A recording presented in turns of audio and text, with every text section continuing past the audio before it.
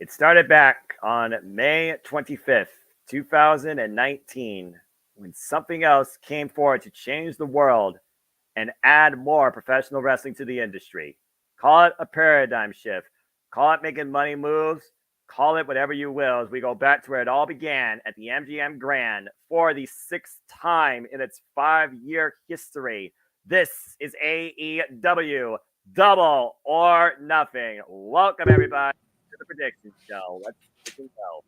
Hello, everybody, and welcome once again to another simple edition of City Predicting AEW brand. You know what this is, Brand, the man, the brand, and the voice of the Jam for great professional wrestling. Damn it. And my name is Noel Foster, and with me on this occasion, it is my color analyst in all things wrestling, practically to a degree nowadays, too, representing Jay Hebert Studios. It is, of course, he's different. James Hebert. James, here we are once again. The MGM Grand awaits tomorrow evening, but here we are on Saturday with Simply Predicting. How are you, my friend? I am doing very well, good sir. Looking forward to tomorrow for the card itself, with the exception of, you know, probably two matches. But yeah, we'll get there when we get there. And that's fair enough. And again, for those that are tuning in, you know what to do because your opinions matter too. The predictions form will be live once this stream concludes. It'll be in the comments down below. It'll be on my social media tabs as well as across NoDQ social medias, in and out of the Twitter, X, and right here on YouTube. And for those that want to be a part of the fun and engage with us on the show, come tomorrow evening. It is again Double or Nothing from the MGM Grand live on pay-per-view. Show starts Sunday, 8 p.m. Eastern Standard Time with a 2-hour pre-show / buy-in. And how you can watch this pay-per-view is for the following outlets: Trailer TV, Bleacher Report, YouTube, Pay-Per-View.com internationally, Main Event Sky, Local Dave & Busters, and other international markets. And the Jeffy Dart Brothers Media will go live tomorrow eve, 6 p.m. Eastern Standard Time with our coverage. So I think without further ado, and thank you for those that are tuning in live or watching this on demand. Again, please like, subscribe, comment, and tell a friend. We appreciate all of you because you all make this possible. James, we got a heck of a Sunday night ahead of us. So that being said, let's get right into it. As we know right now, we have literally 11 matches, 10 on the main card. Good God almighty. And 1 on the buy-in. Now, usually the buy-in consists of 1 to 3 matches. I imagine it's going to have at least 1 more, but it hurts me to know this on the buy-in, but it also pleases me that they're the first 2 that you will see demonstrate what their technically sound craft is, professional wrestling. And it doesn't get more bitter, personal, and more evenly matched than these 2. I saw their all-time classic match at TNA Slammiversary in 2021, and the running back now at Double or Nothing. These are the first 2 you'll see, folks. It's going to be a fight. La Mera Thunder Rosa goes 1-on-1 against the Virtuosa. Diana Purrazzo. Both of these women, of course, have a stint because of the fact they failed to beat Timeless Tony Storm for the AEW Women's World Championship at Revolution and Dynasty, respectfully. It was Dynasty, however, that Diana Purrazzo set up Thunder Rosa for a 1-on-1 finish, neutralizing Mariah May, and yet Diana still blames Thunder Rosa and vice versa for the fact that neither of them are champions. Diana says Thunder jumped the line after Thunder got injured, having relinquished the title, and of course worked her way to get her 1-on-1 rematch. We saw at Daly's Place these 2 go 1-on-1, and it was Thunder Rosa that did out-wrestle the Virtuosa with 1 arm to escape with the win. And then the Virtuosa showed her what true Italian blood is from New Jersey the hard way post-match. We're going to drop her on her head. Since then, Thunder Rosa has been trying to assault Diana any way she can outside a wrestling match, but Diana figured that this is not the way the Virtuosa handles things. You handle with me, bell to bell in the ring. 2 well-defined technical athletes with a violent history of one another. Your thoughts on this opening encounter, James? It's Diana Purrazzo and Thunder Rosa, I think at this point in AEW, too. And something tells me this is not going to be technically proficient. This is going to be physical and violent. Yeah, I mean, this is definitely going to be the hard-hitting match. I'm shocked they put this on the buy-in and not on the main card with the way they were building this. Mm-hmm. It doesn't make a lot of sense to me. But me. then again, they always have their cards loaded, so somebody had to be the sacrificial lamb, I presume. With that said, I think because they're going to try and go... I think they're going to try to go a heel-ish route with Thunder because I feel like the babyface shtick has kind of been worn out a bit.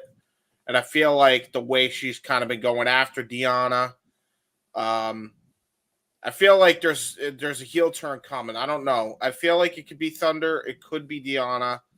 One of them's turning. I'm gonna go with Thunder to turn heel and get the win, just because I feel like she needs it more than. What's odd is that the Virtuosa could be a better heel, but the fact is, like, either one of them can pull it off, and I feel like Thunder needs it more right now because she has not exactly been lighting the world on fire since she's been coming back, unfortunately. So, it's a shame, but there you go. That's kind of my thoughts on that one. So, Thunder Rosa for the win. I kind of counteract your opinion because I do think Thunder Rosa is going to be the more favored baby face here, and they want to probably build her like that, even though there was the tease that she might join Los Ingobernables de Facción now that Rush is back. But we see a different side of Thunder Rosa ever since Dynasty, and Deonna Purrazzo has brought the worst out of Thunder Rosa, that she is vengeful at this point. But Deonna is going back to her roots that made her one of the most iconic TNA Knockouts World Champion in TNA wrestling history. Reminding everybody exactly who the Virtuosa is. And with the fact that she's been tagging and bagging targets as of late in her crosshairs, it's one of those things where either woman here is in a need win, but I don't necessarily if it's a must win. But I'm actually going with Deonna Purrazzo on this one. Something tells me that, again, they're trying to sell this, but this is their second encounter. Why Thunder won the first. I think Deonna ties it up here and wins the second, and we sell it in a rubber, maybe on Dynamite, and as women do in AEW, probably under strange circumstances, probably a street fight. But something about this feels like, for me, that the Virtuosa is going to surprise Thunder Rosa. It's Thunder Rosa who's been the aggressor. Deonna Purrazzo has just basically let Thunder do her own thing because she's not on her level. She's not in her class. And I think Deonna is going to show her exactly what she means by that the hard way. So I'm actually going with Deonna Purrazzo in this one. Some suddenly these two aren't done with each other, but I'm very looking forward to calling this match because, again, I saw it live in 2021's anniversary. Now we're calling it a Double or Nothing. Let's go. Yeah, it's going to be a good match regardless, considering the talent involved. Yeah. And, of course, Thunder Rosa comes in with that MMA background, while Deonna Purrazzo comes in with that well-defined technical background. Both women extremely gifted, extremely capable, extremely physical. Can't wait to see this. All right. Well, now we go into the main card because at this point, that's the only buy-in match that we know. And as of right now, that's the only buy-in match we're going to count on the form because the only other application I could see is maybe a change for another match here that might involve championship implications. But before we get there, let's go ahead and switch gears to a different match of a grudge where it feels more one-sided that someone needs to win, but the other one, he's going to try and get the people what he wants. Or is he trying to give Don Callis something he wants? It's Orange Cassidy going one-on-one in a pure wrestling match that Trent Beretta asked for with former best friend Trent Beretta. Ever since the fall of these two during the AEW World Tag Team Championship tournament prior to Dynasty where they lost to the EVPs, we saw Trent finally turn on Orange Cassidy and basically berate him, saying that he came in originally as the mascot, and these two have been with this company since day one, Double or Nothing, May 25th, 2019. But Orange Cassidy basically transcended why Trent has done nothing, just wallowed. And Trent basically is blaming Orange Cassidy for all of his setbacks and failures. He believes that he's better than him, though. And we saw in their last one-on-one encounter, Orange Cassidy got the win because of Trent's hubris. But Trent was the one that left walking on his own 2 feet while Don Callis assisted Orange Cassidy backstage. With the fact that the best friends are never going to be the same again, though, that Truck Taylor is officially retired. All right, please take care of my friend. Thank you for everything. After their street fight fallout, and Trent saying, Orange, this is on you, and making this personal as possible to the point that Don Callis has been there as peacekeeper besides Chris Statlander. For me, I look at this being both men going their separate ways and both going in a different direction. I think Trent has to win here to finally back up his claim that Orange Cassidy is selfish, hypocritical, and he was the one holding him back from what he's truly capable of. While on the other side, Orange Cassidy, he's never been the same, not only since losing their national championship, but seeing how all his friends have kind of turned against him or are no longer with him, with the exception of Chris Statlander.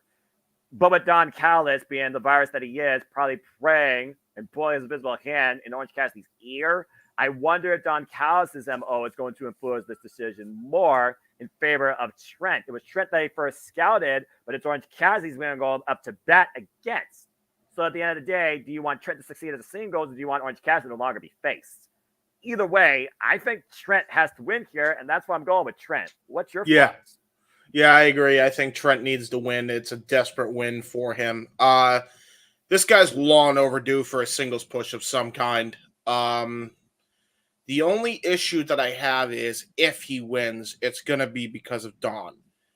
And I don't mind the idea of him joining a faction to kind of start a singles run, but the issue I have is you've already got a single run going in Kyle Fletcher, and he's been tearing it up with the Ring of Honor World Television title. He's had banger matches with that belt. So why dilute that with another guy that you have to push as a singles? I mean, I know they have like multiple titles, right? But like the issue comes in, it's like he's trying to succeed on his own, but he can't succeed on his own because he's behind with the faction. So, a little bit of an oxymoron there, but I do think Trent needs to win regardless. I think if you're going to turn Trent and you're going to make him this guy who's bitter about how he's been used and how he's been held back by his former best friends and stuff like that, he's got to get the Duke here. I think it's a must win. I also think that as a result of this feud happening, and I'm going to say this very bluntly, Orange Cassidy has to give a fuck. Like, he has to actually care. It has been long overdue that he needed a character metamorphosis of some sort to where he gives a shit. You need to have him get to that point because we know he can go in the ring. And half the time when he was, defending the international title, he wasn't even trying. That was his whole gimmick, is that he is that good of a wrestler that even when he's not trying, he's one of the best. Now, what happens if you bring this guy to the upper level of like, okay, now he gives a shit, and now he's serious with this. Oh man, this guy, like, what can he do? This guy could be the limit. They need to go that direction. They've needed to go that direction with Orange Cassidy 2 fucking years ago. I don't know why they haven't at this point. I love the Orange Cassidy character. Don't get me wrong. You can still do the mind games, maybe alter it every now and again, but you need to have him go on a complete character metamorphosis and just have him snap with the way all of his friends stabbed him in the back and all of his friends have gone. You know what I mean? Like, he just have him snap somehow. And now he gives a fuck, somehow, some way. That would be my recommendation if you're going to do this. I think they both need a character metamorphosis. I think this match could be the callus of that. No pun intended. But yeah, I think Trent needs to win more than Cassidy because Cassidy's already a main man with his international title runs. So I think Trent needs to win more than anything. And to your point, Don Callis talks about channel that hatred in you, feed off that, and you will find success. That's how he influenced the likes of Kyle Fletcher, who's now the Ring of Honor World Television Championship, and of course influenced everyone else in the Don Callis family, including but not limited to the Ollie Bruff that we'll talk about later. But it's just one of those things right now where at the end of the day, Trent is a sourpuss, and that's all he'll be if he doesn't beat Orange Cassidy here in what he believes he wants to just be a wrestling match. And some of these two, it's going to be anything but that. Either way, this has to be their end game. Yeah. All right. Well, let's go ahead and move on down the line. We were talking about Don Callis, of course, and Don Callis has a lot on his agenda come tomorrow night.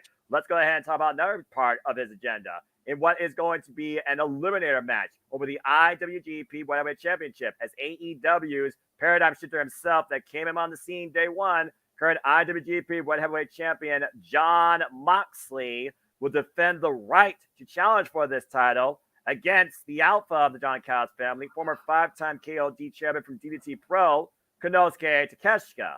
And again, Konosuke Takeshita put it out there. This would be AEW versus DDT over the right to challenge for the richest prize in NJPW. How's that for Worlds Colliding?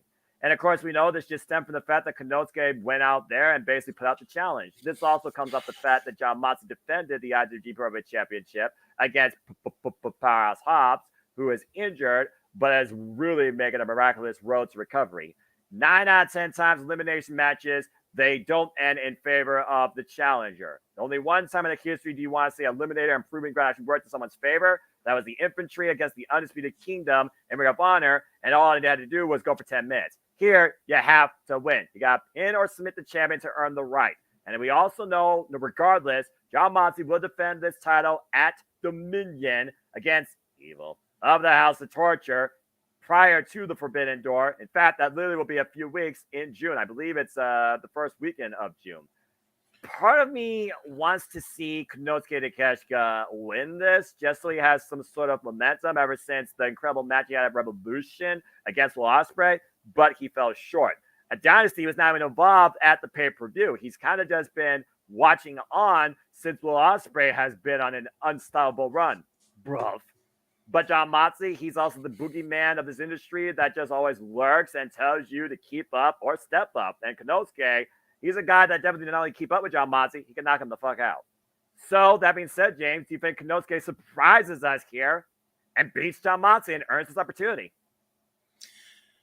Okay. I have so many problems with this match. You are not the only one. Let's just put this out there again. AEW, DDT Pro, over a title for NJPW Gold. The title's not even on the line at AEW's pay-per-view. Right, which is the big issue I have with this. Either go with a championship match or don't. It is ridiculous, this Eliminator match shit.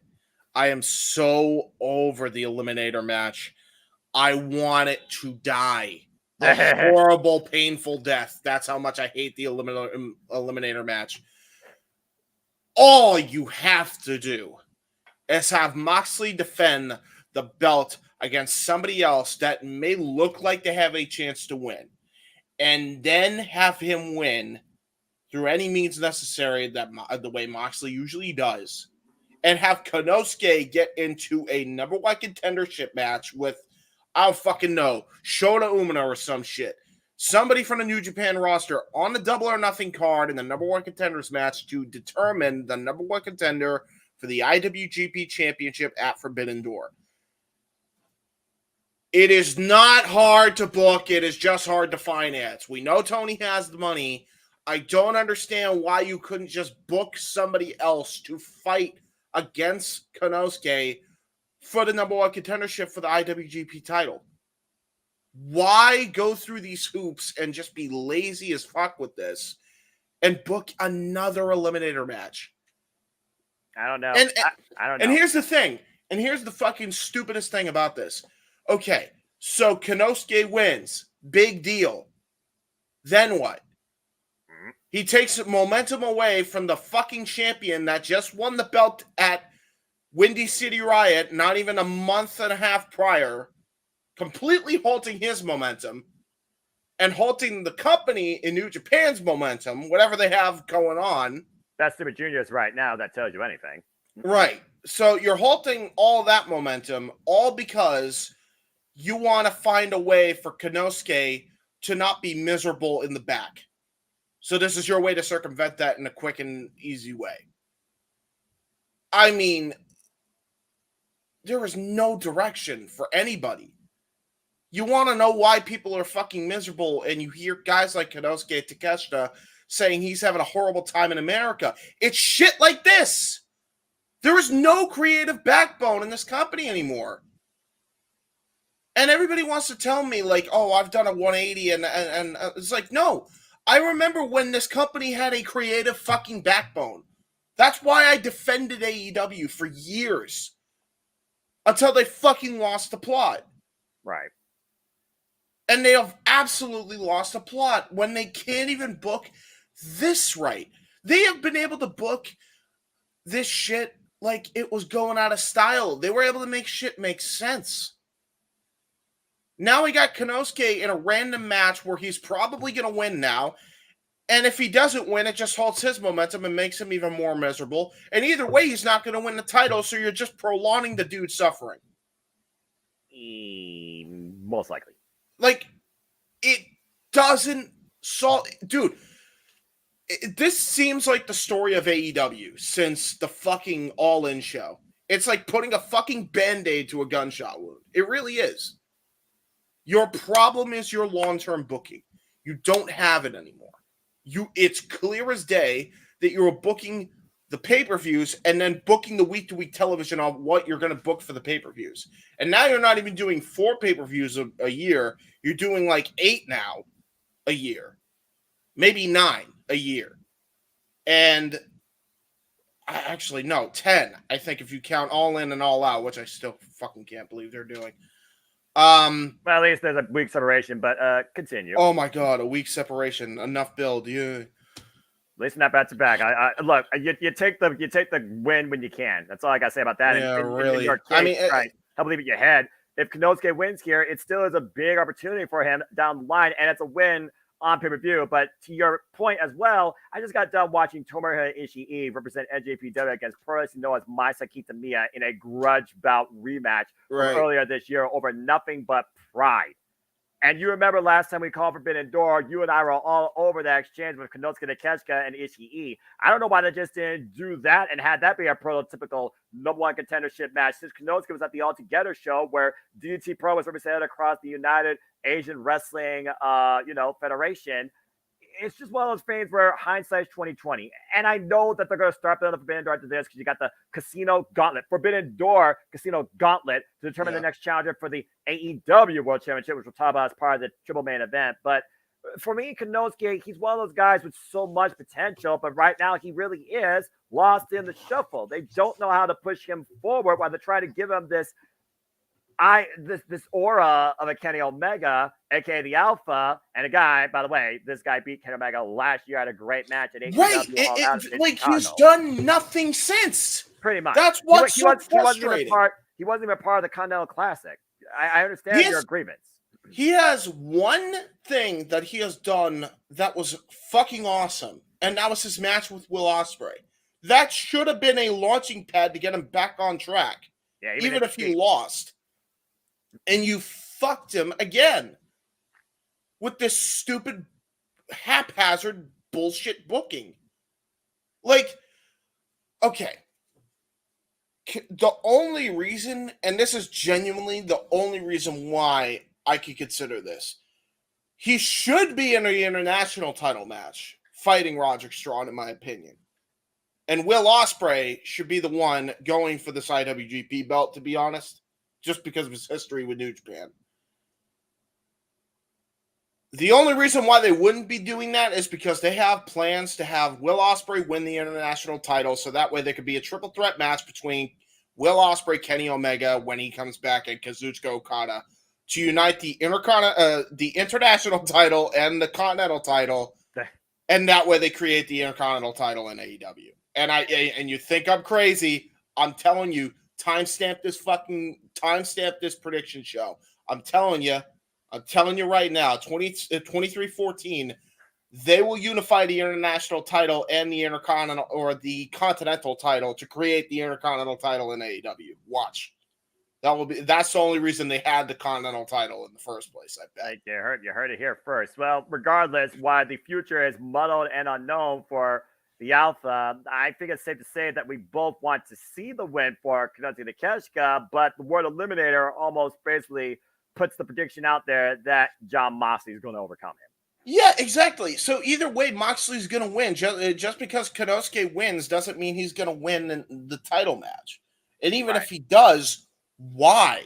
To do another hot potato fucking switch with the IWGP World title? Here's why.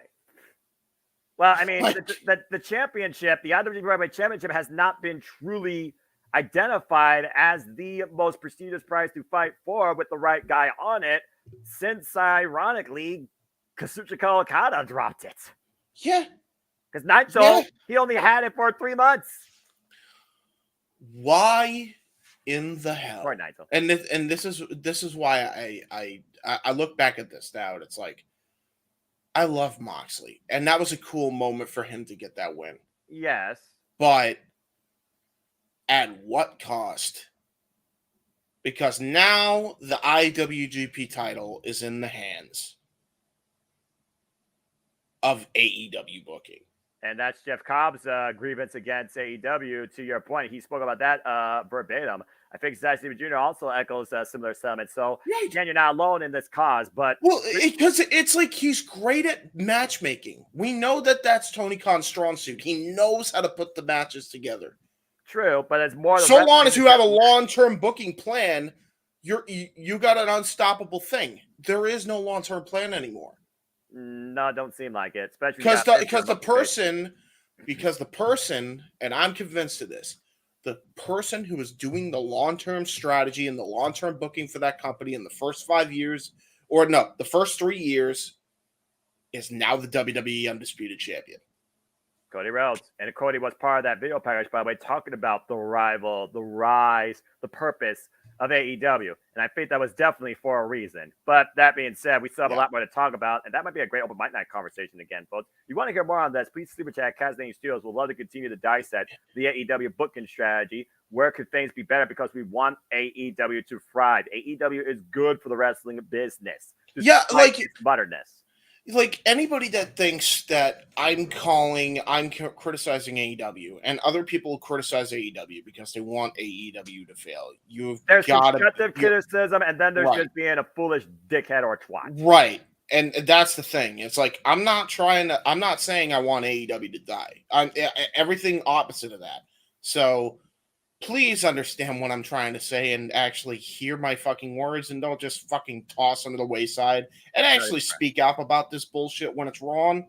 Yeah, don't be the Charlie Brown teacher. All you hear is a trumpet. But that being said, we both feel that Konosuke, we both feel that Konosuke needs to at least win this pay-per-view showcase and then hope the best for the aftermath. We're both going with Konosuke. Yeah, I mean, if he wins the IWGP if he actually title, does, you are going to have to eat crow so damn hard. But no, and I wouldn't even be mad about him winning the belt. It's just it doesn't make any sense in the long-term scheme of things because you just got another hot potato switch with the world title. Well, here's the thing. We don't know when that match would occur if he wins this, and we're hoping that he does. And you got to consider not only is the Forbidden Door at the end of June, but after that, James, we're getting near G1 Climax season, which defines the IWGP Heavyweight Championship and the implications towards Wrestle Kingdom. And the champion might literally be involved in that. Imagine John Moxley returning to the G1 as the champion, or Konosuke going into his first as the IWGP Heavyweight Champion. It's a wild thing to think about, but right now Japan Pro Wrestling has to rely on this younger, new generation to bring this company back to promise since Okada, Ospreay, Ibushi are no longer there. Yeah, but they have Naito. They have Hiroshi Tanahashi as the president. Yes. When all else fails, put the belt on him.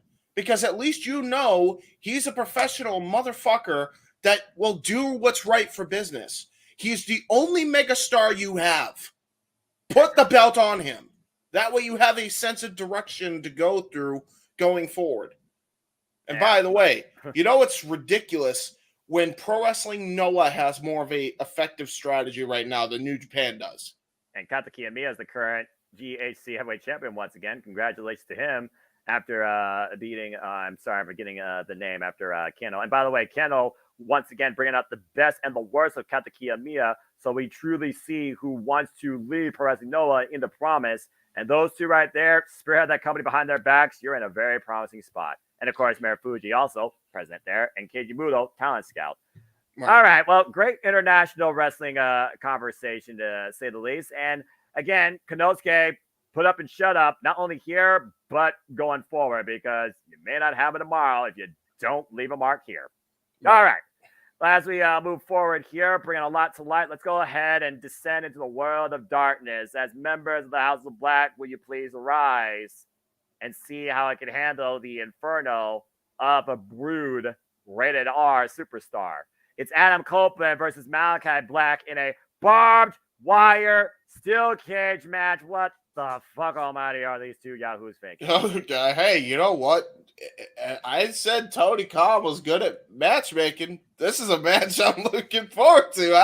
I'm not even going to front with you, Chief. Yeah, I'm not going to lie here. This is top 3 for me. Let's go ahead and break it down, as Adam Copeland has been brought back to the darkest inner workings of his mind, courtesy of Malachi Black, taking everything from him from a personality standpoint and a family mentality standpoint, including his wedding ring. But also, here's a caveat. If Malachi Black wins the championship, Adam Copeland must bend the knee before the House of Black.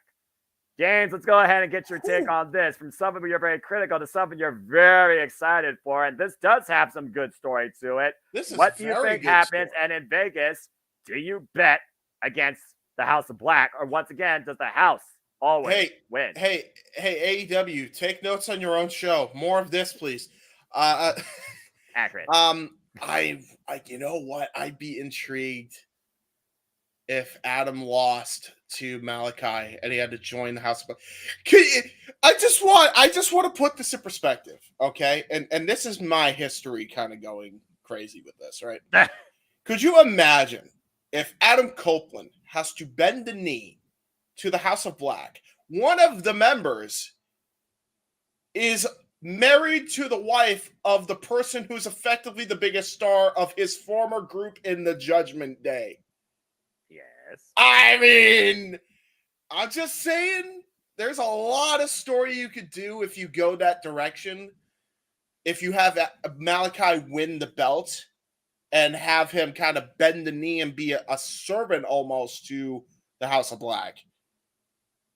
I don't know, man. Something about brooding Edge going kind of sinister and dark, going full heel. I don't know. It sounds pretty nice. James, remember, in AEW, you don't win a steel cage match by escape. You have to win via pinfall or submission inside the cage. Mm-hmm. And there's going to be barbed wire wrapped around it entirely, making it even more of a lethal weapon. Yeah, oh man, and the problem is Malachi already has lethal weapons in his fucking kicks. Yeah, after that clinic with Kyle O'Reilly, and let's keep in mind, since Adam Copeland regained the TNT Championship from Christian Cage, making him say "I quit," forcing Spike in the uprights, he's had an incredible run, but it has been taxing not only to his physical well-being, but the mentality preyed upon by Malachi Black. He's overcome both Buddy Matthews and Brody King, as well as Lee Moriarty and that incredible match against Kyle O'Reilly. But we saw after Kyle O'Reilly, especially when he tasted his blood and held onto that hand, it was almost like there was a renewed hunger waking up inside of him, like he was giving into something. So clearly that mist from Dynasty has affected Adam Copeland to the point now that he literally took the only thing probably keeping Adam Copeland from transcending back into what he once was as worse, his wedding ring. And you got to consider that if there is any shred of humanity left in Adam Copeland, he's going to try and get that back. But after that brood bath, I think the old Adam Copeland is gone for now. Yeah, I mean, you know what? I think I'm going to go with Malachi to get the dub here. I think there's a lot more intrigue to having Malachi as the TNT champion and having Adam kind of be this, very much go to Julia Hart route. I would really like that. I'm intrigued to see where it goes, especially when you consider, too, everything going on with Christian and that whole title program with him and Swerve. Yeah. I'm wondering what happens because I don't think he's winning that belt right out of the gate. We'll get to that prediction later on, and I'll go in more detail. Of course. So, obviously, as a result, that could lead his patriarchy to leave him, and he ends up with nothing. And he sees Adam kind of being led astray, and then all of a sudden, Christian could have a change of heart. I'm just saying, there's a way you can go about this. So I'm gonna go with Adam losing to Malachi. This is a very unique circumstance considering this is the first time we're seeing Malachi Black in a singles program in a long damn time. It was 2 years ago when the House of Black came full hand with Julia Hart turning and joining them. Then they became the most dominant lethal trio in AEW Trios Championship history. We talked about it before. Each member of the House of Black is so damn dynamic, whether it's tag, trios, or singles. And Julia Hart, of course, who finally won her first title accolade, had a tremendous run, lost it though, and Brody King says, now we rebuild. I do wonder when Brody King says that. Was he only talking about Julia Hart, or was he actually talking about the House of Black as a whole? And do you rebuild with the added influence of Adam Copeland? Then there's the TNT Championship, a title that defines opportunity that has made the likes of Darby Allin, for example, who still has that title more important to him then the AEW World Championship. I talked about before how I hope for people like Daniel Garcia to become the TNT Championship. He confronts Adam Coleman and says, if I have to go from the bottom back to the top 1,000 times over just to hold going AEW, I'm willing to do that. Talk about real grit.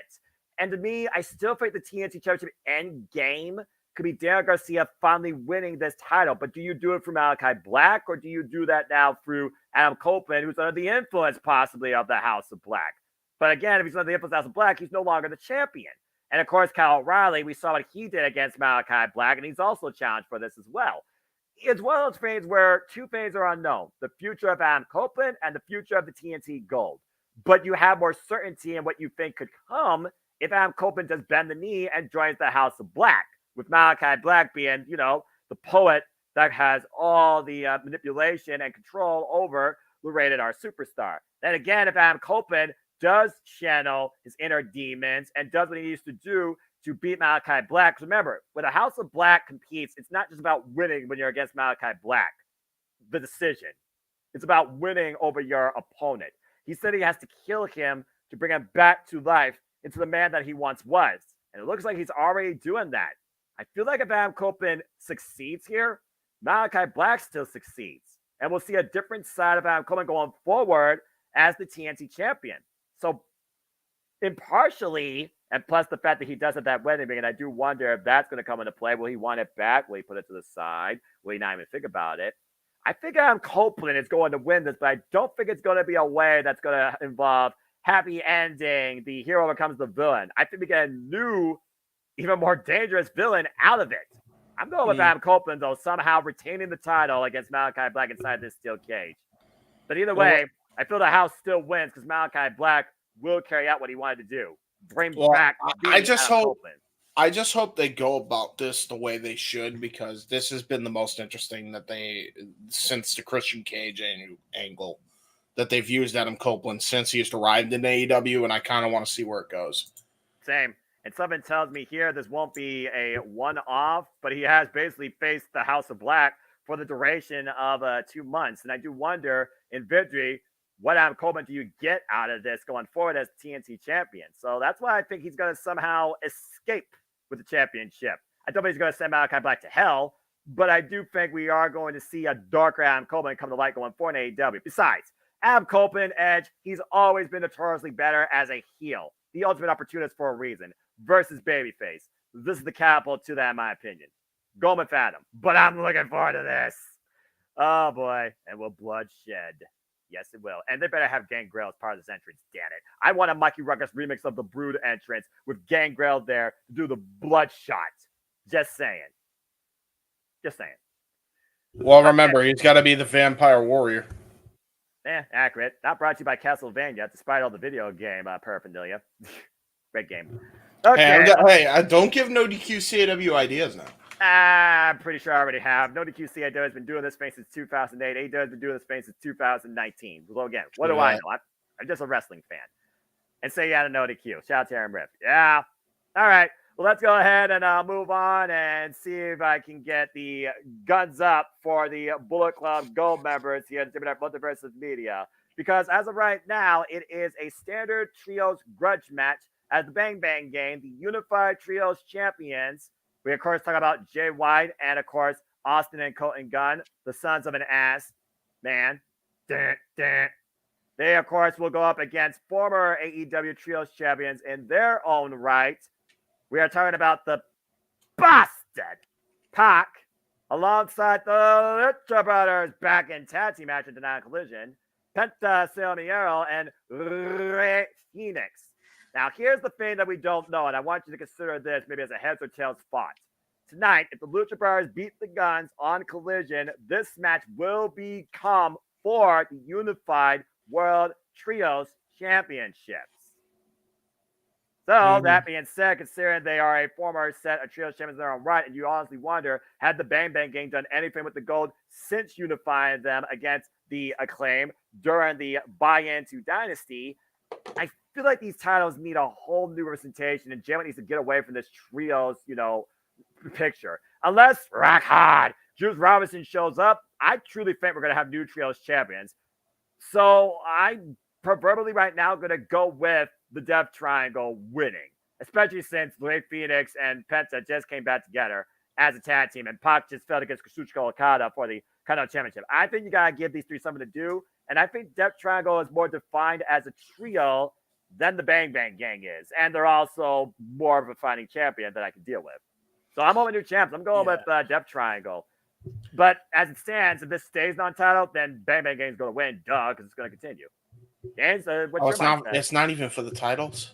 Not yet. Again, if the Lucha Brothers beat the Guns tonight on Collision, this will become for the AEW Unified World Trios Championship. Okay, then the Lucha Brothers are going to win that, and then Rock Hard is going to come and cost them. That's what I think is going to happen. It's the only way to get Jay White out of this mess. I've been saying it since before Dynasty, I think. I've literally been saying it since then. The only way to get Jay White out of this realistically is if you bring Juice Robinson back and then you freebird it. That's the only way you get out of this mess with him. Hopefully he is cleared to show up in the MGM Grand, because goddamn Jay White needs him to take his spot. Yeah. Then Jay White can go on to bigger things where there are 4 different singles championships in AEW to pursue, despite the fact he had every possible advantage last year at Full Gear for the richest price in AEW and failed. But I do understand what you're saying. I just don't think Jay White needs to be a trios champion, even with the Bang Bang Bat Cart and Card Blade or whatever the hell he's called, Switchboard, etc. I want to see Jay White Light Switch, whatever you call him. Yeah, I don't freaking know. Go get it at your local UPS store. Freaking hell. All right? Damn it, don't get me started. I got a remote control switch. I got 2. Hold on. Here you go. Hey, Joe, this one is black and white, so I'm going to call this Jay White. And then I don't know what you call this one. Maybe Jay White before he became Switchblade. And, oh, my gosh. They're fighting. Here we go. The before and after. Either way, I'm hoping for new trios champions. We gotta redefine this trios division and make these titles mean something again. Seriously. All right. Yeah.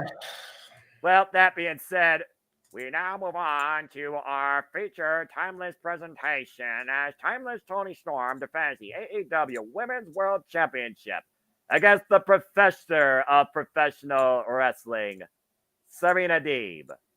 And now I go from color to black and white and silently argue with myself while James gives his thoughts first on this AEW Women's World Championship match. Before he says anything else, let me just say one more thing. Damn it!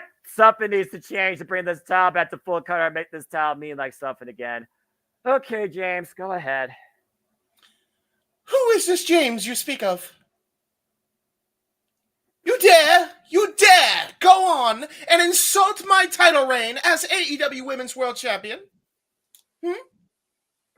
Hey, James, you fucking idiot. Behave, Mr. Foster, behave. This timeless charlatan hitting Thunder Rosa in the V and her timeless entourage, saving her at Revolution from the virtuos of finally beating her. Now, listen right here, Mr. Foster. I have dealt with timeless charlatans. That's why I left Stanford. Ooh, I did a little thing. Did you see that? Oh my God almighty. This is getting too damn weird. I thought that was quite a good, riveting joke, yes. Oh, Lord. Well, again, someone needs to teach this timeless fool of respect back in 2024 versus being stuck in your own stardom in the 1950s while the Forbidden Door looms and Mina Shirakawa and Mariah May still don't know which way to look at this. And I do wonder when Mariah May is finally going to step up beyond being the protege and maybe see if she could beat her teacher, title or no title. And also, it was 1 year ago where Toni Storm was not timeless, but she was an outcast, and thanks to her outcast entourage, was able to beat Jamie Hayter, I'm a hater, for the AEW Women's World Championship. We haven't seen Jamie Hayter since. I still want to hold out for the fact that Jamie Hayter needs to deliver on the grandest stage of them all in her own home country against timeless Toni Storm, who also is no stranger to the UK. A home away from home for quite a period of time, we're being perfectly honest here. I really want to see change and evolution in the AEW Women's Division. There's a reason why this title is not part of the triple main event. This is the World Championship, not the secondary title. Put that in perspective. So I think that you are going to retain by hook and by crook But I think you're just one haterade dose away from finally being knocked back in 2024 in full color.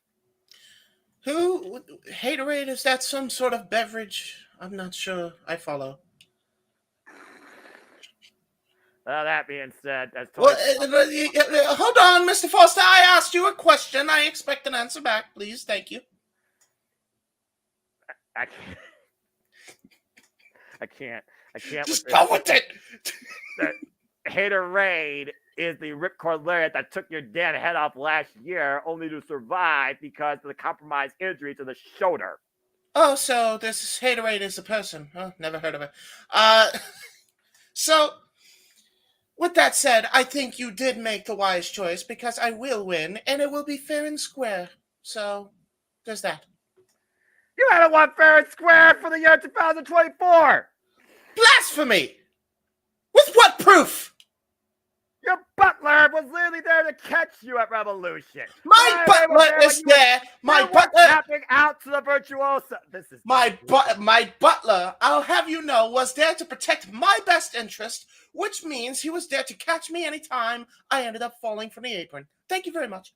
Yeah, like you fell on your keister when Serena Deeb knocked you the fuck out. Oh, this Serena, she will get hers. I'll tell you that right now. I'll make sure she puts them up. Come, double or nothing. Yeah, she impaled that heel into your forehead and trapped you in a submission. Well, oh, God. I gotta go back. I actually have a nail appointment for this Double or Nothing show, so I'm gonna get all dolled up. So until next time, chin up, tits out, and watch for the show. Yeah, guys. Something tells me she's going to have more than a broken cuticle come tomorrow night. But I really hope Serena Deeb goes double and not nothing. But I fear the worst when it comes to the professor of professional wrestling with the bigger agenda for the AEW Women's World Championship probably being Tony Storm versus Mina Shirakawa, if we're being honest here. And Forbidden Door is always open. It opens fully at the end of June. And when a Thekla comes to try and destroy all the idols from Oedo Tai, that remains to be seen, too. That being said, thank you, Timeless Tony Storm. Good luck tomorrow at the MGM Grand. Fuck my life. And now we return to full color as we move forward here, where there is more delusion in this match than there is in the latest character reinvention of one Chris Jericho and the Learning Tree. As we once again get back to full color here, and James has returned. Yeah, that was mean shit. What happened? Something, I don't know. The world doesn't make sense. That's what I just Phil Collins said at best. We live in a land of confusion. And no, I'm not singing that. Hey, Disturbed did the best cover of that, in my opinion, by the way. Debatable. It's hard to bet against Genesis, and this is not about music. And shout out to Jordan, Kirby Jordan, giving his thoughts and figuring that Mariah May will turn on Tony. I don't know, but Mariah May has had incredible upside since being part of AEW and being underneath Tony Storm's Learning Tree. Hell, I can agree with that, yeah. The two lip-synced in Synergy and Storm Zero, their tag team opposition this past Wednesday on Dynamite. Never seen anything like that in my damn life. Yeah, I'm just saying, man. I mean, King is having a lovely time, I'm sure, with that visual. Weak-minded simpleton. All right, well, let's go ahead and get away from this delusion to even more delusion as we talk about the Learning Tree. Chris Jericho defending the FTW Championship for the world under For the World rules. Yes, folks, I kid you not, that's exactly what it's called and what it's for and what it's being billed as. Against the former FTW champion Hook and the wrestler Katsura Shibata. We got here, of course, after Hook lost the FTW Championship to Chris Jericho and the FTW rules at Dynasty after being knocked out with Floyd the baseball bat. Wasn't seen for a few weeks. Katsura Shibata, the most dangerous man with a trash can over his head, then faced Chris Jericho in Canada. Hockey pucks were included, but thanks to the new Redwood underneath the Learning Tree in one W. Morrissey, Chris Jericho was able to escape, still the FTW champion. He started this FTW initiative where we had people qualify, including these two, and we saw both Hook and Shibata submit the bounty hunter, Brian Keith, this past Wednesday on Dynamite, which Jericho simply says, I'm at a disadvantage, but now you both men deserve this, and you will get your chance against me at Double or Nothing. What the fuck is a For the World rules match is what I want to know. Seriously. I don't get this, James. I don't. I get don't this. either. I don't either. But you know what? You can't deny it anymore. He's done it again. He has. Jericho's reinvented himself and made himself into a freaking mainstay in AEW again. Like, Ow. literally, he was getting go home heat, and now he's turned this go home heat into like, oh, I want to see this dude get his ass kicked. Dude, there will never be another Chris Jericho. No. Ever. No. But yeah, I'm looking forward to this just because you have Jericho, who I highly respect, and I love Shibata. I'm so happy he's back in the wrestling ring, and then you got my boy Hook. So, and you know what? Is false count anywhere? FTW rules. So for the world, the title for the world. Yeah, that's right. I'm sorry, for the world title. For the rules. For the rules. Could you imagine that's what he would change the fucking title back to? Well, no, we got to make this title fair and square. Jericho, you know there's the Ring of Honor Pure title that already does that, right? I don't know what that is. We're going to make it fair and square. Yeah, I'm about to say, just so the people know, it's for the quote-unquote rules. Under for the quote-unquote rules. For the World Championship. So what is it? So what is it? Is it like I have no damn idea. He has not explained nothing. Oh no! For the rules match of its kind. Oh no! Oh, it's a whole new match type. Oh no! Oh fuck me! Does that mean he's gonna take the Queensberry Duchess rules? Is he taking a page out of Regal's playbook from 2001? I don't know. All I know is it's a triple threat. And usually in triple threats, no matter what rules you want to apply, there are no disqualifications. And usually PMR submission has to occur inside the ring. You also know the Redwood, W. Morrison will be there. And as of late, Samoa Joe has been trying to teach Hook and Shibata a lesson and trying to learn something in their own right as they've been bickering against each other. You almost wanted Chris Jericho to use that to his advantage, the fact that Hook and Shibata have so much respect for one another, but they both want this title. They both want Jericho. And yet we have yet to see in AEW Hook versus Shibata one-on-one. You wonder if this might lead towards that. And again, like you said, master of reinvention. It's hard to bet against Chris Jericho in this situation. Yeah, Jericho's definitely winning. He's got the rules on his side. We don't even know what the rules are yet. Oh my gosh. Watch, he turns it into like an impromptu tag team match, and the first person who gets W can fight for the title. W. Morrissey, he's the special guest referee, ringkeeper, enforcer. He fights on my behalf as he keeps underneath my learning tree, as everyone here is part of the Chris Jericho mid-card vortex nonsense. That's a hard gravitational pull. Dude, I'm so happy that he's just like taking what the haters have said and just kind of rolling with it as a gimmick. With a smile on his face. The dude is in a bigger delusional state than I've ever seen in his career. Dude, this honest to God is like my favorite Jericho. Like, this is my favorite Jericho because he's acting like he doesn't know, but he knows.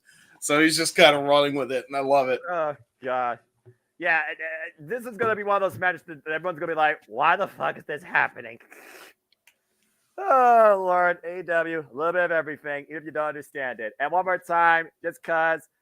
Thanks, guys. Thanks for tuning in, and thanks for watching the For the World Championship under For the Rules as Kirby champion forever. And he's not going to lose, but Hook and Shibata, they're going to do his best to beat him, and he's looking forward to it. Should be a great match. Double or nothing. Backward out again. I was the first AEW World Champion. Dude, he is so fucking hamming it up. Like, you know what it reminds me of? It reminds me of his WCW run when he turned heel. Yeah, right? It's exactly that run.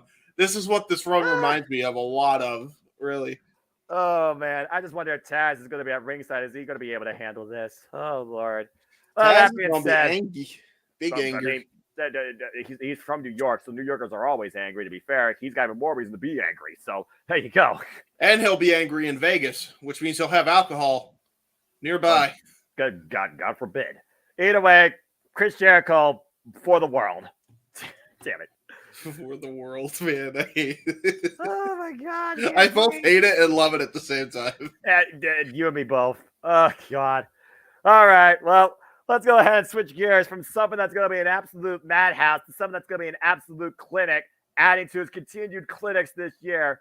James, let's fucking go. We're calling Roderick Strong versus Will Ospreay, bro, for the AEW International Championship.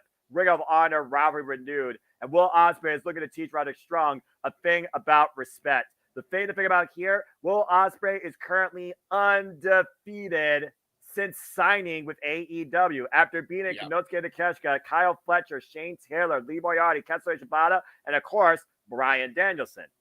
He earned this opportunity in the first ever Casino Gauntlet match after outlasting, and I need this match, please, Kyle O'Reilly in an incredible exchange. And of course, now we know Roderick Strong, who also became Kyle O'Reilly in a super match that we call that Dynasty, is defending the W National Championship. But you gotta consider the Devil's MO, Adam Cole, defend the Kingdom's gold. Wardlow. It was this past Wednesday that Wardlow bludgeoned Will Ospreay, and Roderick Strong let Will Ospreay in a pool of his own blood. Will Ospreay is his own worst enemy, though, as he refuses to use the Storm Driver, Tiger Driver 91, after the injury caused to Bryan Danielson being lost in that moment. By the way, for those that don't know, Bryan Danielson took that the safest way possible. It's just one of those things where you look at Don Callis' MO, feed on hatred, be willing to do anything to win. You look at the history and the relationship with Will Ospreay and Kyle Fletcher, who had a crossroads at Daly's place where Will Ospreay won. Kyle Fletcher lost that night against Swerve Strickland. And then you got Roderick Strong, who so far since Revolution, he hasn't lost a match since claiming the AEW International Championship, including against Rocky Romero in a eliminator match at Battle of the Belts 10. I'm really torn here because at the end of the day, I don't know what's ahead for Will Ospreay, but we know the agenda for the Undisputed Kingdom. Hold all the gold. And Wardlow is the insurance policy. Boy, what a fall from grace, by the way, for this big man, considering where he was literally 1 year ago. Anyway. 2 years ago. 2 years. Yeah, you're right. 2 years. I'm sorry. It's been that long. Been a while. Like it's been a life. Been a while. That being said, James, do you think Will Ospreay, who wanted a title that he could take global before leaving New Japan Pro Wrestling, had a chance to become the World Championship for it and failed? Do you think he wins his first piece of gold here in AEW and wins the International Championship? And more importantly, could we see him defend this possibly at Wembley? Yeah, this is one of those odd G's matches because this match can really go either way right here. It's going to be a clinic, but will people be satisfied with the result? That's the conversation. It's gonna be a great match technically because the two people involved, there's no way this isn't going to be a sleeper hit. That being said, disband the Undisputed Kingdom. It's not working. Oh my god, it's not working. Like reinvent it somehow. Like do a Civil War. Like here's the problem, right? The only way the Undisputed Kingdom works is if they join with the other shit faction that nobody wants to fucking deal with. Yeah. Okay, so there's a no-win fucking situation. So just please disband it. Like, have them turn on Adam Cole somehow. I don't know. Like, turn on Adam Cole, and then have MJF save him, and Roddy save him. You know what I mean? Like, and Kyle O'Reilly save him, and like make a new kind of undisputed era of some kind. Call it the era, whatever you want to, whatever you have to do to get past copyright law. Have the era versus the Kingdom. That's what I think they should do because this Kingdom nonsense is just dead on arrival. It's been dead on arrival since World's End. Look, Cole's healthy. That's wonderful. Here's the problem. MJF is not, and I cannot and will not for an entire calendar year sit through any more Undisputed Kingdom nonsense. I'd rather these guys just do their shit solo. You can do Adam Cole versus MJF later without that being the case. Just disband this faction. It's not working. So, that being said, I'm going with Will Ospreay to win the belt. I love, and look, it pains me because I love Roddy, and he's going to have a lot of momentum die on him, but there's only one way to go, and that's how you have to consolidate some titles because now we're getting to a point where you got too many for sure. And I really think that the Continental and the International were literally created, or the Continental was created to mix the Intercontinental or to mix the Continental, sorry, and the International to create the Intercontinental Championship. You see how this could be confusing, but that's the direction they're going. So, yeah, Ospreay wins. Ospreay's going to fight Omega and Okada in a unification of some kind. I'm pretty certain. Now, we don't know if that's going to be the only two titles on the line. For all we fucking know, Kenny Omega could win another belt by the time he comes back from his injury, and then there's going to be 3 belts on the damn line. So. All right, first off, I know Kenny Omega is insane, but this guy is fighting diverticulitis right now with his life, so I think championship is the farthest from his mind besides revenge. And the only guy with a brain trying to show what AEW truly is about, we're the best wrestle. And we have 2 of the best that are about to wrestle each other one-on-one here. But I can't go against the Undisputed Kingdom right now because the fact of the matter is Will Ospreay is challenging himself. Can he use the Storm Driver again to reach success? And until he does, will he reach that success? And with Wardlow, again, there as the insurance policy for the Undisputed Kingdom, it's hard to bet against Roderick Strong here. Someone tell me that Roderick Strong's going to escape with this title because there's still story left to figure out with Will Ospreay. And to your point, if Roderick Strong loses this championship, down goes the Undisputed Kingdom, and Adam Cole might step forward, and the Devil's punishment might be carried out. And why Adam Cole is cleared, he has not yet competed in the ring at all or even confronted anybody in the ring. That's another thing. And you know the guy probably be building towards Adam Cole versus Wardlow. But how do you get there? I think you first start off by somehow having Adam Cole versus Will Ospreay, because Adam Cole is the devil. Thy kingdom come, thy devil's will carry it out. I think right now, Roderick Strong, to your point, who just won the title and has only had it for literally about 3 months with 3 great defenses, I think he holds on to it a little longer. Otherwise, you got the strongest member of the Undisputed Kingdom lose, and that's it for the group at this point. I gotta go with Roderick Strong here. I understand why. I just don't feel like it's working. I think they're going to call an audible and just ixnay this entire group somehow. There's too many complaints for it not to happen. This isn't a Jericho thing where he can reinvent himself. Like, this has been dead on arrival since it formed. And the biggest problem that I have with all of it is it never should have been the plan A. And people wanted to see MJF and Adam Cole be babyface friends. You know?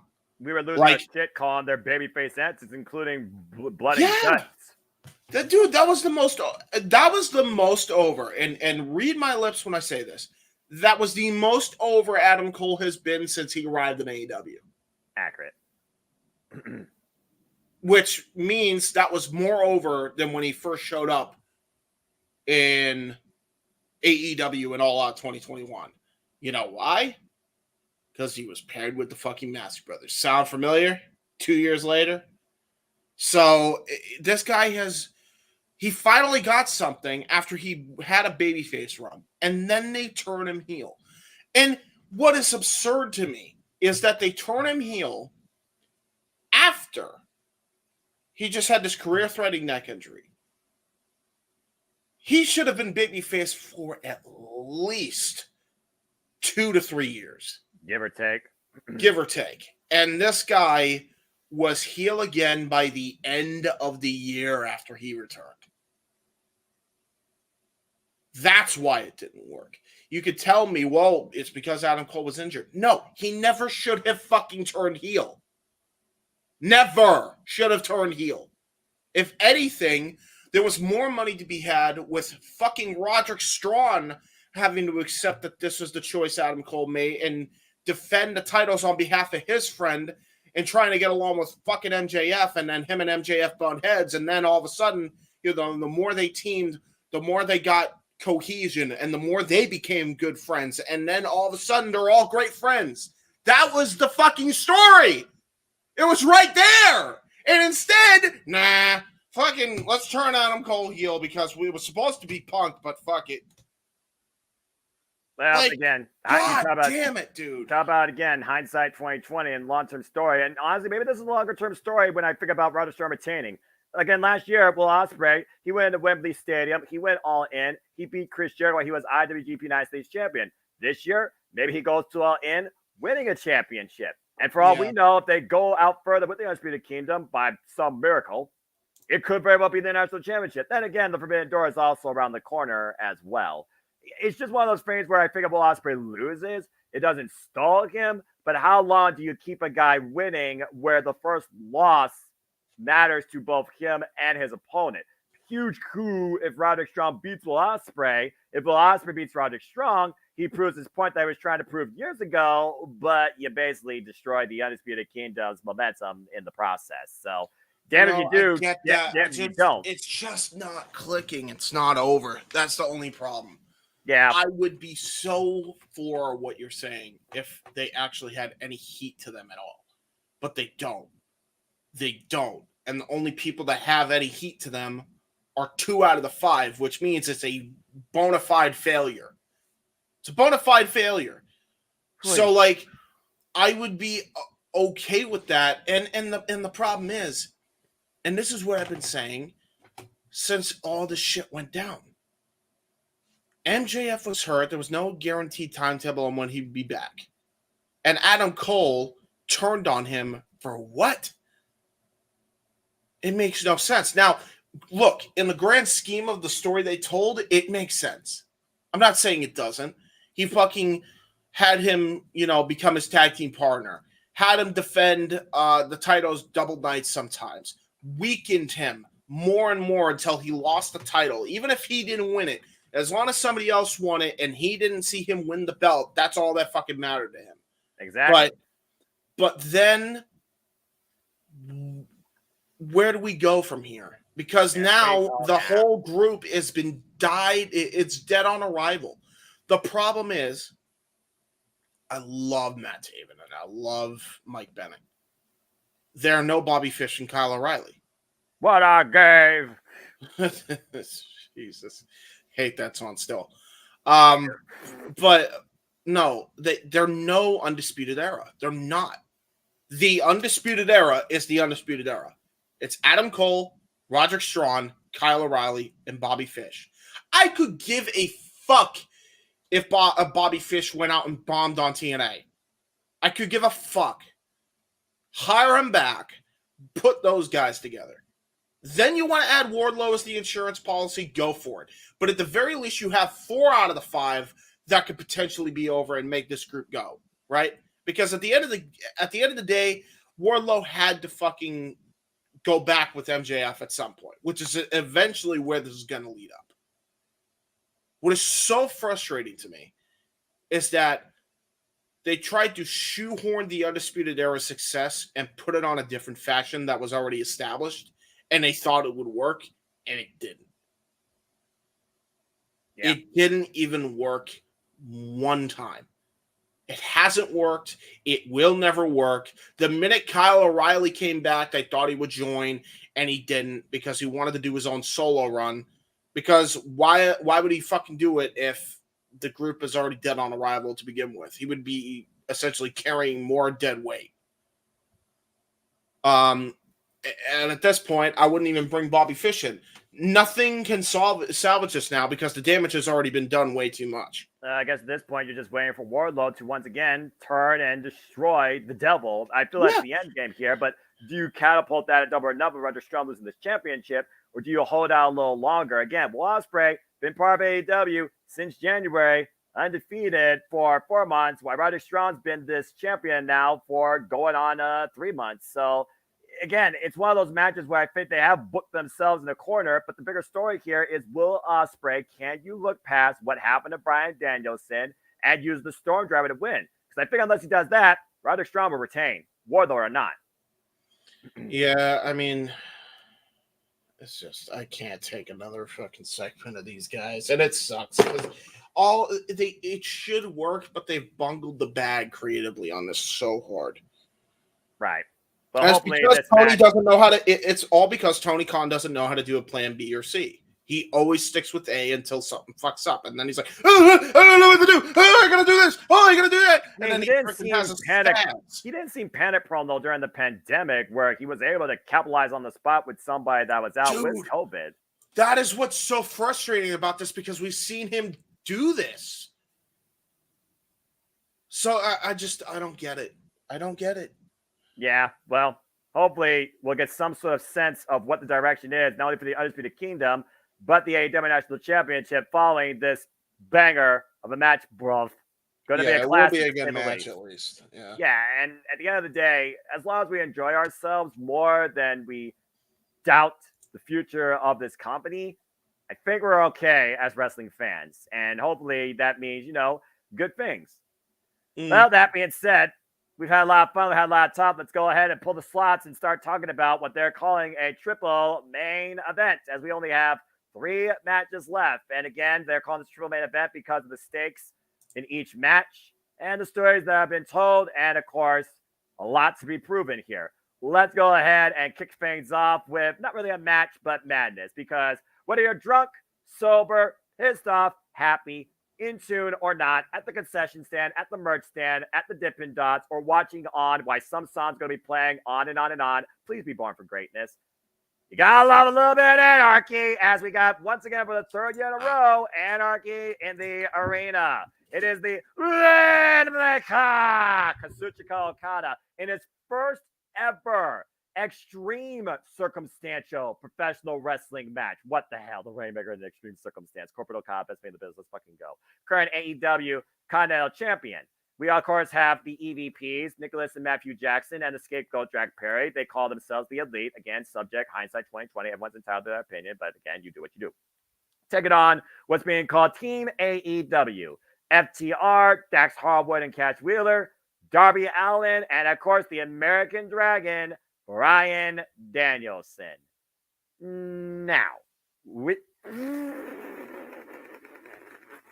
don't know what's going to come afterwards. We do know this. This is a battle for pride, a battle to define what is AEW. We're the best wrestle, or we are the absolute best wrestling. Bang. I'm just going to say this. Bryan Danielson comes in here with the most experience being in both the previous 2 Anarchy in the Arena matches.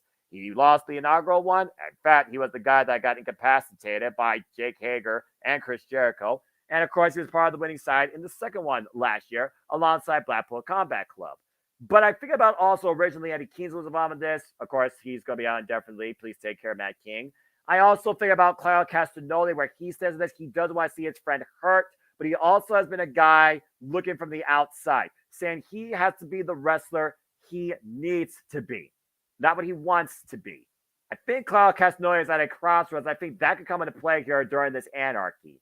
In a battle jockeying for power and absolute control where it is about you versus the company, you wonder if you're going to see the Elite win this time for the first time in Anarchy in the Arena, using every trump card possible, including Jeff Jarrett and The Righteous and Lance Archer and Satnam Singh and Jay Lethal. In fact, it would be Bryan Danielson and FTR tonight on Collision taking on Jeff Jarrett, Satnam Singh, and Jay Lethal. Every time I have to say Double J's name, it just irks me.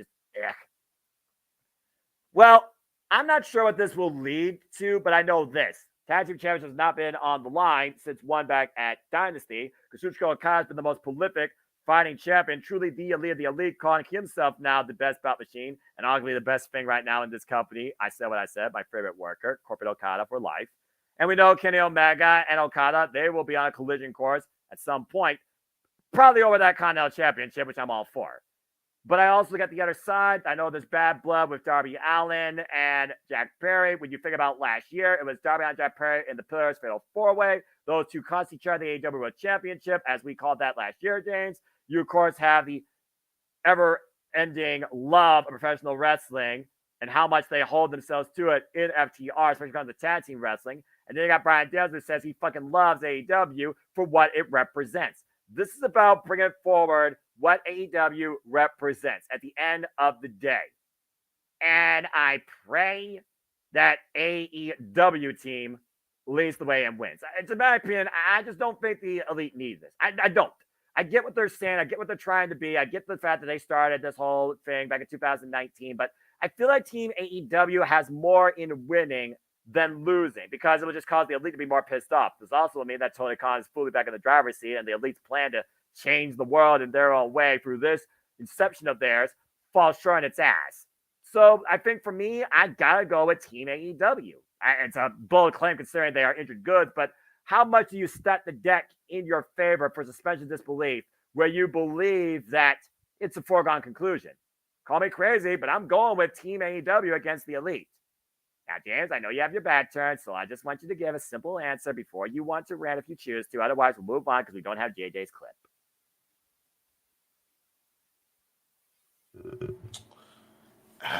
Give me a second. You're fine, brother. Just gotta turn.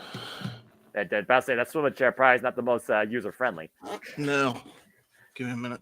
Especially with a corded headset. You're fine, man. Get yourself in order. Y'all good. There we go. Okay. Team AEW wins, no comment. No further comment. All right. Very well said. Very justified. I will say, if you want to hear a rant about the people that were in that match, go and watch the no DQ predictions on this very event, where JJ says all that needs to be said, and there's nothing more that needs to be said. Hey, James, I got a favor to ask you during our pre-show tomorrow when we hype it up. Clip it, and we'll play it. I will make sure. All right. Well, that being said, why don't you go ahead and kick things off with this as we wonder who owns the keys and whose house? Swerve's house. As Swerve Strickland goes one-on-one defending the AEW World Championship against the Patriarch himself, Christian Cage. This has been a very fun story to see unfold with a lot of personal animosity and basically counterbalancing what Swerve Strickland has been to try and use it against him at the hands of his own son, quote unquote. Of course, this stems all the way back last year at AEW All In, where, of course, we saw that tag team cover match that Sting and Darby Allin, of course, won, with Swerve proverbially put in the coffin, buried 6 feet under. Why Christian Cage was buried 6 feet under prior to that at Revolution last year. Remember that match against Jack Perry.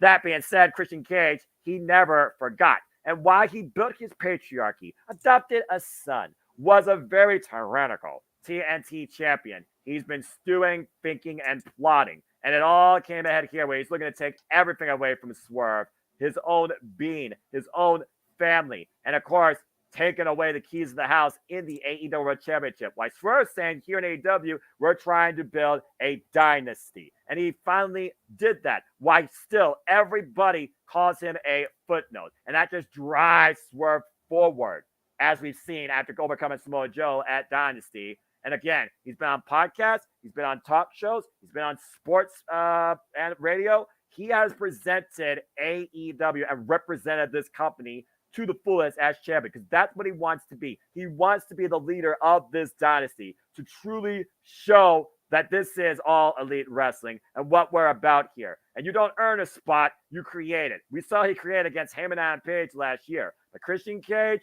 we know this savvy worker that can outwork anybody and works everyone. And you know the patriarchy is not going to be too far away. And why he neutralized Nick Wayne and Prince Nana is back. And we also know the past is buried now with the Mogul Embassy dead on arrival.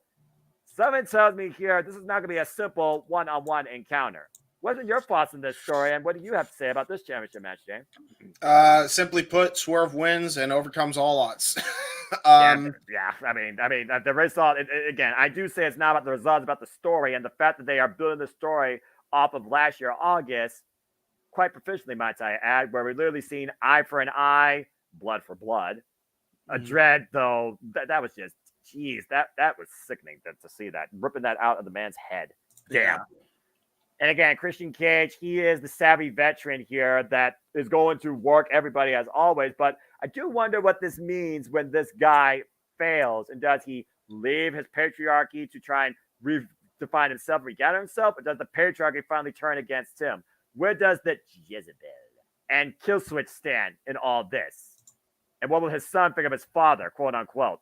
But yeah, I think Swerve Strickland retains. And that just goes to show, again, who could face him coming out of the Forbidden Door Casino Gauntlet. I know people are thinking that they're going to get Will Ospreay versus First Strickland, possibly Stadium. I don't know if they're going to go straight into that. I think you still hold that off. Why you want to put the rocket on proverbial back of people like First Strickland, like Kazuchika Okada, like Will Ospreay. First Strickland just started. He's only had this title for a little over a month. And we also know Samoa Joe will be coming back after him sooner rather than later if we've seen anything. So I think I have to go with Swerve here, but I'm curious to see what it means next for Christian Cage. Because again, this was out of nowhere, but it made sense from a story standpoint. But there's no reason Christian Cage should be the AEW World Champion at this point. No, I agree. It's too soon for that to be the case. It needs to, I truly feel it needs to kind of stay on Swerve because Swerve just got the belt. You're not going to take it off of him this soon. With that said, before we wrap things up, Noah, I have something that I feel needs to be shown, and it relates to Double or Nothing. I don't know who did these posters, but god damn, this needs to be talked about. Look at the sleekness of this shit, man. I swear the promotions of AEW with these posters is S rank. Yeah, for real, man. Like, look at that. And I can zoom in on that, so that's awesome. Like, that should be what you use to hype up these matches right here. Seriously, man. Give those to Jeff and JJ and have them maximize those. Those are fucking awesome. And by the way, I'm glad Nana's still with Swerve at least. That's awesome. I'm super happy about that. That means you're going to get a star-studded performance with backup dancers tomorrow as we get the Nana dance for Swerve's house, James. Yes, but like, dude, the Double or Nothing posters are nuts. I love the Christian Cage and Swerve one. But my favorite one, I think, has got to be the Timeless and Serena one. Like, dude, look at that. That is cinema. That is dude, a poster.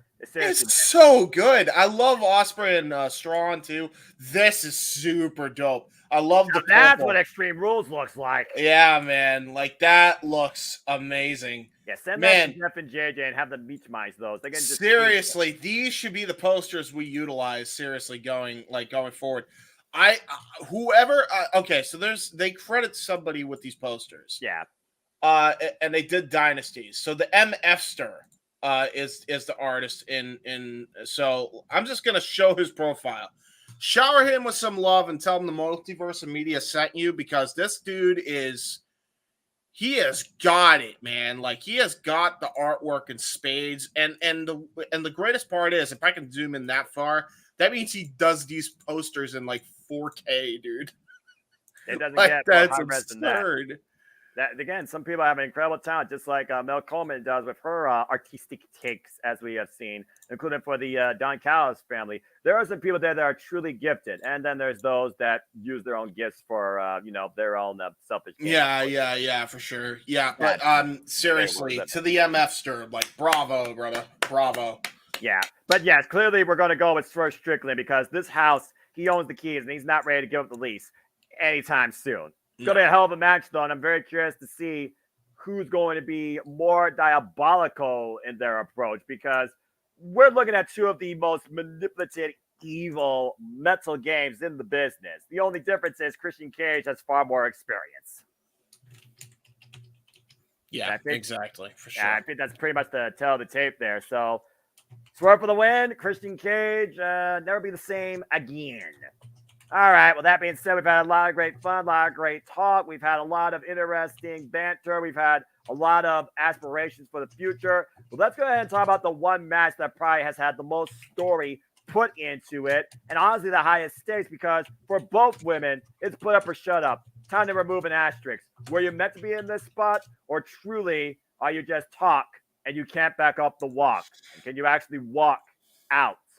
Let's go ahead and talk about the TBS Championship. It is Little Nightingale defending the gold, and honestly, her entire rise in AEW against the CEO, Mercedes Moné. Oh, wow. Are they actually main eventing with this?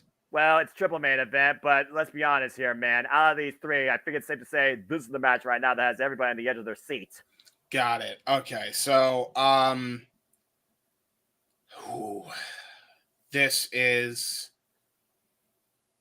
this is going to Mercedes is turning heel and winning the belt via devious circumstances. I do believe she will have the manager services of the bald man that we all know and love, and also hate sometimes, I'm depending about on to the say love, person. quote unquote, with that friggin' gnat. I know exactly who you're talking about. Yeah, he will definitely get what's it? Why am I blanking on his name? Stokely Hathaway. Stokely Hathaway, right? I was about to call him Malcolm Bivens. I'm like, wait a minute, that's been ages now. Yeah, That's NXT, bro. Yeah, been Malcolm Bivens since 2021. Good Lord, continue. Oh my god. But no, yeah, I think I almost did it. Oops. Oops. I think that Stokely Hathaway is going to give Mercedes the belt here. I think the end game is somehow Stokely has always been in the pocket of Stokely Hathaway, and this is his meal ticket. And I truly feel that this is going to Mercedes. So yeah, I think that's gonna be how she wins it, is because of the helps of Stokely Hathaway. So yay, I'm happy for this pairing. I know a lot of people are like, "Oh, Mercedes got a title way too quick," and I'm like, guys, it's the TBS and TNT titles. Like, they're meant to be defended sporadically and haphazardly. They're television titles. It has been since their inception. It has been since they were first introduced. That has not changed. It doesn't matter where you are on the card. You could be the low end card or main event level talent from the indies. You want a shot at the title, you're pretty much guaranteed a shot at that title. It doesn't matter who you are. That's the uniqueness of the television titles. So I've never really had an issue with this. I don't think this is the biggest issue I have. This is going to be Mercedes's coming out party, in that it's now my moment. You took my moment back at Resurgence last year. I'm now getting one back up on you. So enjoy your injury now. Like, I feel like she's going to do a Pillmanization angle somewhat. Thanks to the help of Stokely Hathaway and God knows who else that might join, maybe an entourage of sorts. I know one point. Here's what I know about business: a CEO always has a cabinet. I know at one point the Renegade Twins were interested in maybe being alongside Monet. Imagine having those two as backup security. I know also people put out the idea of Chris Statlander turning on her best friend, but with the offset of heels and bounces, Chris, as well as individuals, I don't believe has a purpose behind going heel. Then again, it was Trent that literally whispered something in her ear the day he turned, and we still don't know what that was. And why Chris Statlander and Stokely have been in strong support of Willow Nightingale every time with backstage post-show comments endorsing her. It's been Willow that's kind of been, doing things more on her own. Let's think about this. Chris Statlander was the former TBS champion before Julia Hart. She was never pinned or submitted when she lost that belt. She never got her tragically obligated one-on-one rematch. And Willow Nightingale beat Chris Statlander in one-on-one action in a great kickoff match last year at World's End. Now, truth be told, as a tag team, they won their fair share of matches, but they did lose that street fight, though, to Julia Hart and Sky Blue. And we really haven't seen a lot of Chris Statlander as of late when it comes to her being presented outside a tag team affair alongside Will, including this past Rampage, where against Alex Windsor, great to see her, and Anna Jay, they were able to get the tag team win, but Monet came out and all hell broke loose. Proverbial cat fight without you on the call.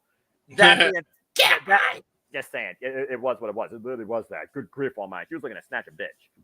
Anyway. I see. It's just one of those things right now where I don't know the direction for Chris Statlander, but I think Chris Statlander is owed a one-on-one rematch at some point for the TBS title. And that miscommunication spot Daly's place with a slap got connected on Willow Nightingale to Chris was trying to pull Monet back. Like, where does Monet and Chris stand? Because Monet introduced herself to Chris, and Chris said, welcome to AEW. It seemed like there's been no, bad blood there. Then she almost said it for the Monet Maker, and Willow saved her out of that. I almost feel like Stokely and Chris is too obvious to go alongside the CEO. I still had out for the Renegade Twins. But regardless, this is truly Monet's test of fate. We know she's been training. We know how much she says she loves this, but she has not been involved in the ring in over a year. And there's no way to duplicate that. Ring rust is your worst factor. So I think that Monet has to win tomorrow night for something to happen moving forward for all the women in AEW and the TBS championship. I love Willow. I've loved Willow's rise ever since she won the NWA Strong Women's Championship, only to lose at Independence Day last year in Corrigan Hall to Julia. And then, of course, she won the Owen, and she made an event at Ring of Honor against Athena for the Ring of Honor Women's World Championship. She's had incredible moments ever since becoming All Elite, and she's been a constant forward worker. This chubby, unorthodox, smiley powerhouse. Who would have thunk that this person could thrive in the wrestling business? And look at where she stands. But it's a matter of circumstance. And I do wonder if people are going to put that asterisk next to her if she loses against Mercedes Moné. It does seem like a foregone conclusion, but if Monet loses, she might as well close business on her CEO office. I got to go with Monet as well. But where does Willow stand after this versus if Chris goes heel, if Stokely goes heel, if the Renegade Twins show up? Does Willow lose her smile once and for all? How does Willow bounce back from this? There's a lot of suspension of disbelief here with this match, James, more than meets the eye. Chris saying Mercedes Moné wins, Chris Statler turns on Willow Nightingale. You're talking more about Stokely halfway, but do you think Chris actually turns on Willow? I'm not entirely sure about that, at least at this point yet. But I know Stokely is going to get involved somehow. I feel like Stokely is more the shoe-in because I feel like that's more the natural pairing between Mercedes and Stokely. But, yeah. Well, I guess we'll find out soon enough with a little over 24 hours if Monet not only talks, but she actually walks out. The new face of TBS, the CEO with the gold. Find out soon enough. Real quick, just a quick update on a woman we haven't heard from in a while that used to be a part of AEW. Little update on Paige Van Zandt. Apparently, she is main eventing a Misfits boxing event, fighting Ellie Brooke. Interesting. Well, again, Golden Glove boxer, of course. And, of course, with the women's division, we also wonder when we will see the returns likes of Dr. Baker, DMD, the return of one Ty Mello, the return of one Jamie Hayter, and what other faces, and AEW pay-per-views, will we see a new signing? Will we see somebody else join AEW in this continued growth of their dynasty? You know they haven't done that for a bit, but I'm just putting it out there. Have they teased it? No, but you also know sometimes they don't tease it, they just do it. So that's true. And again, we're going back to where it all began, James. It was May 25th, 2019, where AEW was born. Now, May 26, 2024, AEW has to adapt, or some literally could perish here. This is going to be the evolution of All Elite Wrestling, and hopefully it's for the better. With that being said, thank you all for tuning in to another edition of City Predicting. Can't believe I've done two of these in one day. I am insane, but I thank you all again, as always, for watching this live or on demand. Stay tuned for the forum. Again, it will be shortly put out live everywhere. And again, James, good luck. I have them written down, but you can fill out the form too in case you change your mind based on what happens tonight on Collision, because we're going to hear from Will Nightingale. We got FTR and Bryan Danielson in trios actions. We got the Lucha Brothers versus the Guns, where the Lucha Brothers wins. Tomorrow's match will be for the Unified Trios Championships, and I'm sure there will be more go-home angles to come out tonight's Collision that might sway people's judgments. And again, Emmanuel, God bless you. Good to see you. Good to see Arlene too. Don't forget about to send you the form as well. Thank you all for tuning in. We'll see you later on tonight for the weekly Saturday Night Shenanigans, hosted in collaboration with Jeff motherfucking Meacham and, of course, the Mega Wrestling JJ Williams. Stay tuned for that. Of course, tonight, 11 p.m. Standard Time. Sure to be another wild night. And I think that being said, we'll see you next time also here at Minute Brothers from Mia for City Predicting. I believe the next City Predicting, according to the Week on a Die schedule, is going to be either TNA Against All Odds, NXT Battleground, WWE Clash at the Castle. There is no Ring of Honor until July, as we, of course, have Death Before Dishonor. And I feel like I forget. And AEW, of course, has the Forbidden Door. So that will be on the tab for, of course, City Predicting as we keep moving forward 2024 in all things wrestling. Shout out to the AEW family. Again, follow the Simple YouTube channel to give your opinions on all the greatest shows and the biggest events are now professional wrestling. Check out the Interview Impromptu playlist, see what my friends always talk about and how they piss me off. And, of course, find the forums on my Twitter at nfoster1916, where I want to encourage you to just enjoy life and enjoy professional wrestling. That being said, James, any closing thoughts before we bid everybody a fine adieu and rest up before open mic night tonight, too? I will say I'm looking forward to the show, at least from a match quality standpoint. I mean, if anything, we know is fact is Tony Khan still the king of putting together a great pay-per-view match-wise. So there is that. I'm looking forward to it. So yeah, looking forward to calling the matches with you, good sir. And with that being said, I only have 2 things to plug. As of right now, I have not recorded my podcast yet, so I'm not going to promote that until tomorrow because that's the only time I'm going to have to fucking record it because I've been that damn busy. With this particular documentary, been really going hard on that. 1 in a Million is coming along swimmingly. We have so much progress on this, and what you will see is going to blow your mind if you've been watching the trailer. And then also his speech. If you haven't checked out his speech or the first trailer yet, please go and do so. It is on his YouTube channel. Just search on the YouTube search engine Gary Hebert or go on www.garyhebert.com. Well, I guess with that being said, again, folks, we'll see you tonight from Might Night, but we'll be covering Double or Nothing starting 6 p.m. Eastern Standard Time tomorrow night here at Dimmed Multiverse of Mia for live watch-along events. Please join the fun if you can. Check out AEW Double or Nothing if you can, courtesy of your local pay-per-view providers. And let's just have a good time and see truly if AEW reminds us why we love professional wrestling. Damn it. Yes. Well, that being said, it's been a lot of fun. I thank you all for tuning in, but we now bid you a fine adieu. So until next time, on behalf of Animal, make a positive impact in life and have a good night. For we are not just AEW, we are the Jet Media Network, Multiverse of Media. Have a good night, folks. Double or nothing! Double or nothing! Yeah, it's going to be out of control tomorrow, and it's not just going to be because of anarchy. Out of control, you say? Ha! I look forward to it. I walked right into that. Good night, everybody. Good night, folks.